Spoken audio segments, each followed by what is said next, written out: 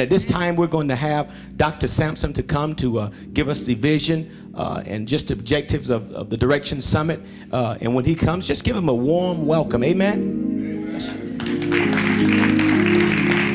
All right, thank you. If you believe this is your year of opportunity, why don't you just give God a hand clap of praise for that?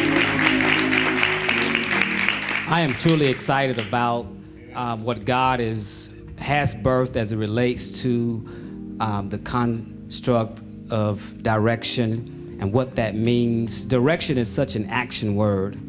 And so many times in our lives, we talk about doing things and we put things off and we say we're going to do it next week and we're going to do it next month, and we never do it. And I believe as we move through this, what some call recession, but we call an opportunity, because it's all about one's perspective. One man's calamity is another man or woman's opportunity. And we truly believe that and embrace that. So this movement is about taking action. And before you take action, because if you just move without knowing what direction you're going in, you may be moving in the wrong direction. And so to embrace the concept of direction means to simultaneously embrace the concept of distinct vision. Being able to focus in on a goal and an objective, even as a young person, being able to say, I'm going to be this in life, and I'm going to leave a legacy in life, and I'm going to practice it daily by doing this, by choosing the right friends, by choosing the right relationships, by taking the right contract or the right job, by starting the right type of business, by shutting one business down and starting another one, all to be in the divine purpose of what God has called us to be. The Direction movement is more than an organization. It is a 21st century movement. It is the movement's objective to implement a global platform of entrepreneurial and balanced financial application. Entrepreneurial because we believe that we're created in the image of God. And to be created in the image or the likeness of God is to have the earning to become like him, to become like Christ, the second head of the Godhead, to become like God, God being the ultimate entrepreneur. You say, how do you reduce God to an entrepreneur or a businessman? Well, God created the universe. And when he created the universe, he put in place systems that have been self-perpetuating. The universe runs by itself. And it's that's what a business is. A business is a succinct progression of managed events.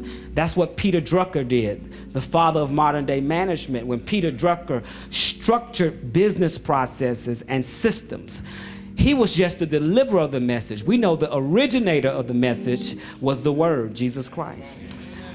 And embracing the Bible as a business book. The Bible talks more about money, more about currency than it talks about heaven, than it talks about hell, than it talks about all the things that we like to understand.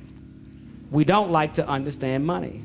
And that's why we're changing that with this direction. Entrepreneurial and balanced financial application. It's one thing to make money, but it's another thing to keep your money. It's another thing to invest your money, to save your money. And so a part of this movement is not just to teach you how to make more money or to increase your income, but to also sustain your income. It's one thing to achieve something or to obtain, but it's a whole nother thing to maintain. And we're into maintaining our financial platforms during this season. Economic development. Our communities will not change unless we invest and reinvest back in those communities. And we believe that churches in the 21st century have a fiduciary duty. They have a responsibility to sow back into the communities. Think about this. If every church would tithe the same 10% that they ask people to give 10%, our communities would have no issues. We wouldn't have to worry about dilapidated areas or low-income areas, just 10%. The same advice we give, we are encouraging churches to do the same thing. No new theology, just application in today's society. Health and wellness. Direction is about health and wellness. It's one thing to have money, but to be sick and can't enjoy it. That's really a bad deal. That's a worse deal than not having it and being sick. You kind of feel that goes together. But when you have money and can't enjoy it, that's really a bad deal. And we understand that true prosperity involves being healthy, being well, living in a consciousness of what we call homeostasis, where the body is at its original state. And Dr. Will Green will be talking more about the health and wellness component on tomorrow. He's going to come in his own way briefly tonight as well. But the health and wellness component is so key to this movement. And then finally, education, instruction, and demonstration that impacts our personal, local, and global communities. Our mission and activation statement is to become an experience, environment, and movement. Let me stop right there just for a second. What does it mean to be an experience? For most of us, church is an event. We show up at this time, we leave at this time, and we repeat the routine every year. We repeat the same routine every week, sometimes twice a week. And it's become an event, but it's not a part of our lifestyle in terms of embracing all that it is to be a person of Christ. So it's not an experience for us. And when you begin to experience something, it becomes a part of your lifestyle. You do it without thinking. It's like breathing. Imagine being able to make money without thinking, or make money like it's breathing. And there are millionaires. There are people in this room that right now, we were together today, and he wasn't thinking about his current business operation, and he received a phone call, and the phone call said, today we made thousands of dollars. He didn't have to lift a finger today. He was able to be here in fellowship and be with his family and his friends, and that's where we want to go. Environment.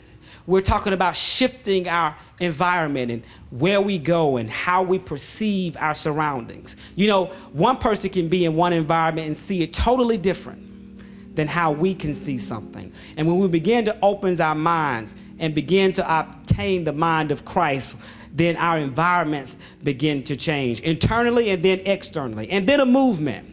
It's not just about a summit. The summit allows us to cast vision. The summit allows you to get connected to what we're going to do. But it's really about a movement, a 21st century economic renaissance to change and transform this society. And we cannot do it alone. A vision of this magnitude, a vision of this size is definitely not something that you can do alone. If I could stroke a